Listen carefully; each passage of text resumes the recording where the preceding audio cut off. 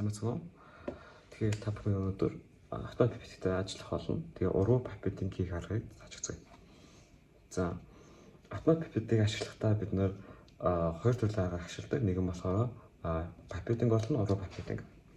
За бидний мэдээ пипетингийг автомат пипетийг ашиглахдаа одоо ийм арга байгаа. Одоо эхний зогсоол болон хоёр дахь зогсоол гэж ангилж байгаа тийм. Эхний зогсоол болон яг ингээд adjust хийсэн буюу тааруулсан эзлэх үнээр ингээд татах хэмжээ, дараа нь болохоор илүү татах хэмжээ. Тэгэхээр бид нэр яг төхөөрсөн хэмжээгээс харахын тулд энийг ашигладаг.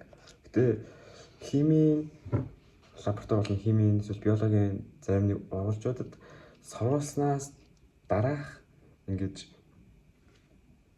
хошуунаас гоожих төрлийн хэд хэдэн бодис байдаг. Жишээлбэл фенолхлороформ хэдэн бодис. Яг тиймэрхүү бодис урвалжтай ажиллахад одоо яг энэ техникийг ашигладаг. Одоо ерөнхийдөө уруу пипетингийг ашигладаг гэсэн үг. За уруу пипетинг гэдэг нь яаж ашигладаг вэ гэхээр бид нэр ихлээр шууд хоёр дахь зогсоол хүртэл даруулаад тэгээд сорно. Тэгээд тодорхой хэмжээний илүү эзлэх үн хошуунд байхад урсаж гоожих гэсэн яг ингээд тааруулсан эзлэх хүнээс зөрөнгө гэсэн асуудал байхгүйгээр шууд өөрийнхөө тюб руу хийж аваад үлдсэн хэсгийг нь хань гэсэн үг. За одоо таавал. За хажуугаа хийжлээ. Хажуугаас за одоо энэ ингээд бикер стаканд болсон. За одоо яг ингээд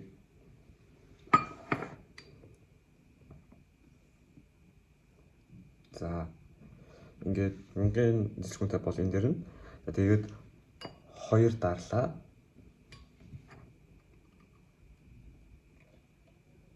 Илүү сэс орсон гоц 1000 одоо энэ дээр л 1000-аас илүү сорсон байгаа. Энэ болохоор урсгалын гоож байгаа. Тэгээд хэрвээ гоождаг зүйл урсдаг төрлийн бодис байх юм бол энэс одоо ингээ алдарчин гэсэн үг. За тэгээд пипетон голоод тэгээд дотор нь яг 1000 эзлэх үнэтэй хийгээд үлдсэн хэсгийг нь хаяа. Тэгэхэд яг бидний E-tube-нд болохоор заах багш гэн яг 1000 микролитр буюу 1 мл эзлэх үнэтэй ингээд утсан байгаа гэсэн үг. Миний ажил гэсэн болохоор 1000. Тэгээд энэ аргыг ашиглахад яг ямар сул талуудтай вэ гэхээр энэ болохоор бага урвалжид ашиглахад нэлээд тохиромжгүй. Яг тэгэхээр тодорхой хэмжээнд ихийг соруулаад үлдсэн хэсгийг хайж байгаа учраас бага дээжтэй байгаа үед ч юм уу эсвэл бага бодистой байгаа үед ашиглахад нэлээд тохиромжгүй. Ерөөхдөө бол тохиромжгүй гэж хэлж болно. Харин нөгөө талаас нь юу гэхээр усаж гоожтой бодисуудыг ингээд тодорхой хэмжээнд эзлэх үнийг ингээд зөв тааруулж барихад илүү хэрэглэдэг гэсэн үг. Баярлалаа.